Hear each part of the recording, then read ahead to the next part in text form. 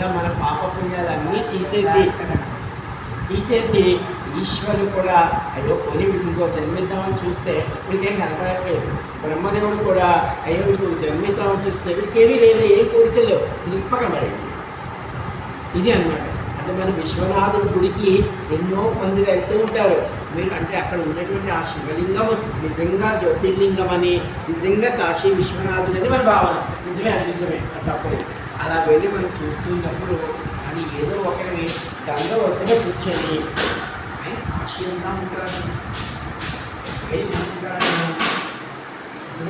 అంటే మనలో ఉన్నటువంటి ఆత్మ చైతన్యాన్ని ఒక క్రమ పద్ధతిలో పెట్టుకోవడానికి అక్కడ శివలింగంగా ఉన్నాడు ఆయన. నీవు సర్వాంతరమైనటువంటి ఆత్మను చూడగలిగామనుకో ఆయన గంగలో ఉంటాడు. ఇప్పుడు నా ముందు మీరు కూర్చున్న వాళ్ళందరిలో కనబడుతున్నారు.